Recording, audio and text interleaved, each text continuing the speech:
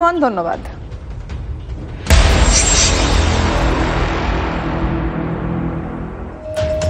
Garden রিচের পুনরাবৃত্তি বাঘাযতীনে। শহরে ফের বহুতল বিপর্যয়, হুড়মুড়িয়ে ভেঙে পড়ল ফ্ল্যাট বাড়ি। জলা বুঝিয়ে বেআইনিভাবে তৈরি হওয়া ওই আবাসন প্রথম থেকেই হেলেছিল। সোজা করতে গিয়ে বিপত্তি। ঘটনার পর থেকে বেপাত্তা প্রমোটার। পুরসভার অভিযোগের ভিত্তিতে প্রমোটার ও ফ্ল্যাটের বাসিন্দাদের বিরুদ্ধে মামলা দায়ের করতে চলেছে পুলিশ।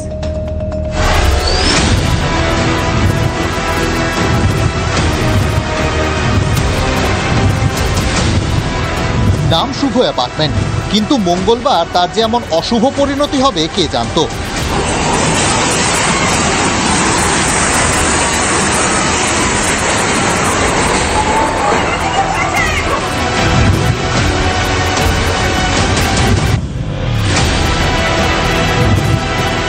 বিল্ডিং এর তলা যে এত খোঁপড়া বাইরে থেকে দেখে বোঝার উপায় ছিল না।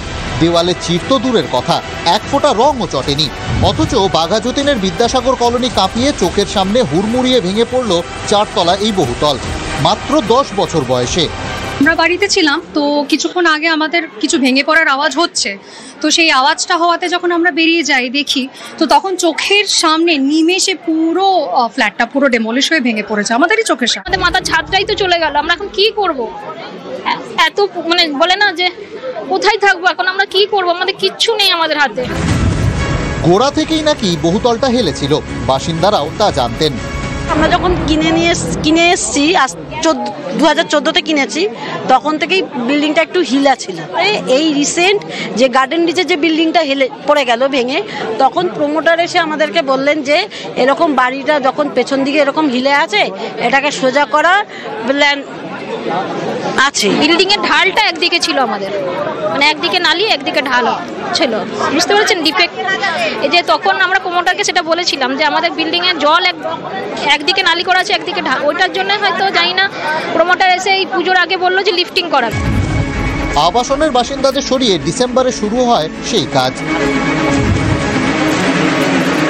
একদম কাছ থেকে ছবিটা দেখাবো যে বিভিন্ন জায়গায় হাইড্রোলিকের ব্যবস্থা করা হয়েছে এবং সেই ব্যবস্থা করতে গিয়েই সঠিক নিয়মভাবে এই হাইড্রোলিক বা উচ্চতা বাড়ানোর যে চেষ্টা, ফ্ল্যাটের উচ্চতা বাড়ানোর চেষ্টা করা হচ্ছিল, সেই জায়গাতেই গোলযোগ হয়। লিফটিং এর যে কাজ চলছিল তার অনুমতি নেওয়া হয়েছিল? লিফটিং এর কাজের অনুমতি বললাম না, বিন্দুমাত্র জানতে পারিনি। প্লাস্টিক দিয়ে ঘিরে কাজটা করছে। এখন আমরা বিল্ডিংটাকে পুরো ভেঙে দেওয়া হবে। প্রমোটারকে ইমিডিয়েট অ্যারেস্ট করার জন্য আমরা পুলিশ করেছি। আমাদের অফিসার এসছেন, অফিসারকেও বলে দেওয়া হয়েছে। কোথায় প্রমোটার? বহুতল ভেঙে পড়ার পর থেকেই তিনি পগার পার, বাড়িতেও ঝুলছে তালা। যে প্রমোটারের মূলত বিরুদ্ধে অভিযোগ, তার একেবারে দোকানের সামনে আমরা রয়েছি। যিনি মালিক, প্রমোটার কিন্তু আজকে দোকানে আসেননি। স্থানীয় মানুষজনের বক্তব্য তিনি কিন্তু প্রত্যেকদিন আসেন। আজকের ঘটনার পর থেকে কিন্তু এই প্রমোটার পলাতক এবং ইতিমধ্যে কিন্তু পুলিশের তরফ থেকে এই অভিযুক্ত প্রমোটারকে খোঁজা হচ্ছে। উনি তো 10-15 বছর থাকে। আজকে সকাল থেকে দেখেছেন? আজই আমরা বলতে। আচ্ছা, কি প্রমোটিং করতো? প্রমোটিং করে, অনেকগুলো কি করতো? ব্যবসা কি ছিল না? এর এখন বেডিং এর ব্যবসা আছে, প্রমোটিং ব্যবসা, ছেলে আছে, ছেলে মেডিসিন ব্যবসা। 2024-এর মার্চে গার্ডেন রিচের নির্মীয়মান বাড়ি ভেঙে মারা গিয়েছিলেন বেশ কয়েকজন। বাঘাযতীনে কোনো প্রাণহানির ঘটনা ঘটেনি, এটাই রক্ষে। ঘটনার খবর পেয়ে পৌঁছে যায় বিপর্যয় মোকাবিলা দল, পুর আধিকারিকরা। আবারও কয়েকদিন এ নিয়ে নাড়াচাড়া হবে, তারপর যে কেসেই জলা জমির ওপর আবারও তৈরি হবে তাসের ঘর। Bureau report, TV9 Bangla. সকাল থেকে ফের শুরু হবে বাঘাযতীনে ফ্ল্যাট ভাঙার কাজ। গতকাল রাতে কিছুটা কাজ হয়েছে, সকাল থেকেই এলাকার মানুষের ভিড় সেখানে চোখে পড়ছে। সোমা আমাদের রিপোর্টার একেবারে সেখান থেকে রয়েছে। এখন কি ছবি দেখতে পাচ্ছ সোমা? ভাঙার কাজ শুরু হলো কি? দেখো, আর কিছুক্ষণ পরেই পুরসভার তরফ থেকে এই যে ভাঙা ফ্ল্যাটটি, সেই ফ্ল্যাটটি পুরোপুরি ভাঙার যে কাজ, সেই কাজটি শুরু হবে পুরসভার তরফ থেকে। কিন্তু আমরা এখনো পর্যন্ত সেটাই জানতে পারছি। গতকাল রাতেও কিন্তু পুরসভার তরফে এই যে ফ্ল্যাটটি, সেই ফ্ল্যাটটি ভাঙার কিছুটা কাজ সেটা কিন্তু হয়েছে। আজ সকাল থেকে পুরো দমে সেই কাজটি শুরু হবে পুরসভার তরফ থেকে। সেটা যেমন শুরু হবে, পাশাপাশি আমরা পুলিশ সূত্র থেকে যেটা জানতে পাচ্ছি যে থানার তরফ থেকে, অর্থাৎ নেতাজি নগর থানার তরফ থেকে প্রমোটার এবং এই ফ্ল্যাটের যে 8 জন মালিক, মালিক তাদের বিরুদ্ধে কিন্তু অভিযোগ দায়ের করা হয়েছে। প্রমোটারকে খোঁজা হচ্ছে, এখনো পর্যন্ত কিন্তু প্রমোটারকে খুঁজে পাওয়া যায়নি সেরকমই কিন্তু আমরা জানতে পারছি। কিন্তু ফ্ল্যাটের মালিক যারা রয়েছেন, অর্থাৎ এই ফ্ল্যাটের যে 8 জন মালিক রয়েছেন, তারা কিন্তু কিছুটা দূরেই তাদেরকে শিফটিং দেওয়া হয়েছিল, অর্থাৎ সেখানে তারা ভাড়া রয়েছেন। তারা কিন্তু বলছেন যে তারা সর্বস্ব খুইয়েছেন, কোনোভাবে তারা এই ফ্ল্যাটটি কিনেছেন, যদিও সেটা বেআইনিভাবেই কেনা হয়েছে, অর্থাৎ স্যাংশন ছিল না, সেই ফ্ল্যাট তারা কিনেছেন, কিন্তু কিনে তারা বিপদে পড়েছেন। এখন কিন্তু তাদের মাথার উপরে ছাদ নেই, বুঝতে পারছো, তারা কিন্তু অসহায়ভাবে এখন দিন কাটাচ্ছেন এবং তারা যেটা বলছেন যে তাদের বিরুদ্ধে অভিযোগ করা হয়েছে, ঠিকই সেটা তারা দেখবেন, কিন্তু এই অবস্থায় তারা কিন্তু একেবারে সর্বস্বই খুইয়েছেন। আমরা দেখাই আবার সেই ছবিটা, দেখো সেই ফ্ল্যাটের যে ভাঙার কাজটা, সেই ভাঙার কাজটা পুরসভার তরফে শুরু হবে। পাশাপাশি এই যে ফ্ল্যাটটি এইভাবে ভেঙে পড়েছে, খুব স্বাভাবিকভাবে দেখতে পাচ্ছ যে গার্ডেন রিচের পরে কিন্তু কলকাতায় আবার এরকম একটি ঘটনা, খুব স্বাভাবিকভাবে মানুষের মধ্যে, এলাকার মানুষ যারা আরেকটা কথা বলো, যে বাড়ির দিকে এই বহুতলটা ভেঙে পড়েছে সেখানেও তো খানিকটা রিস্ক থাকে, তারা কিভাবে রয়েছেন? তারা কি বাড়িতেই আছেন?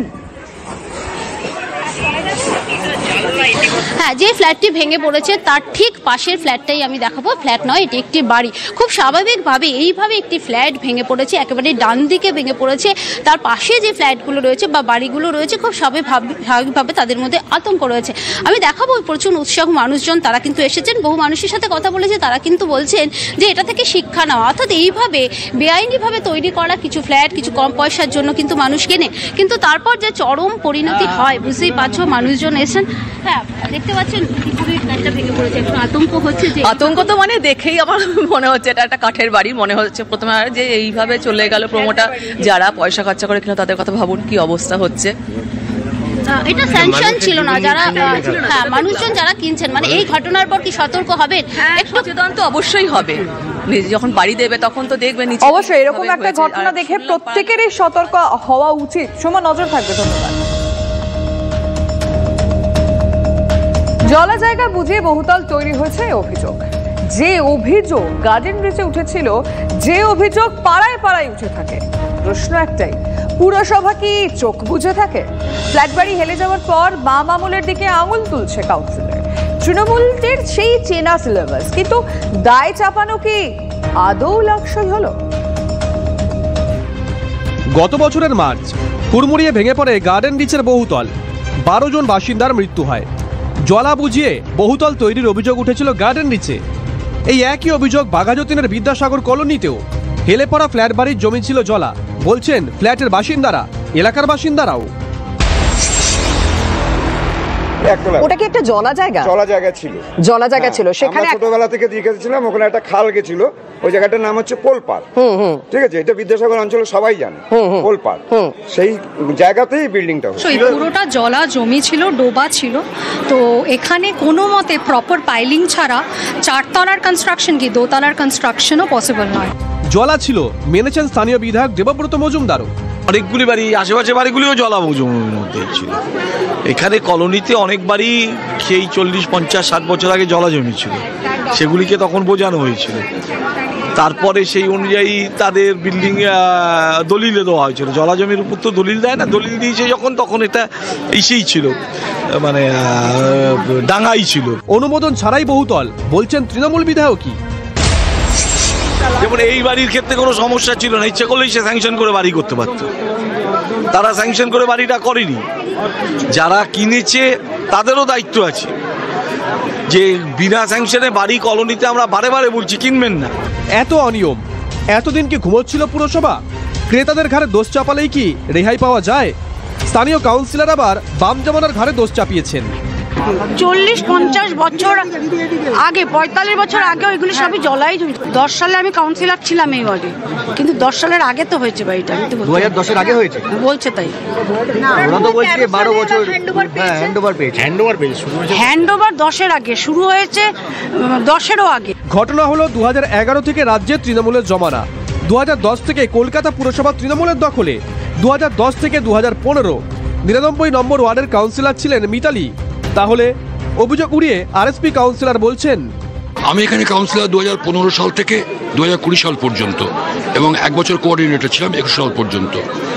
আমার সময়ে কোনো 4 তলা আনস্যাংশন কলোনি অঞ্চলে আমি করিনি। করতে দেইনি, কোনো অর্থের কাছে কোনো ভয়ের কাছে কখনো মাথা নত করিনি।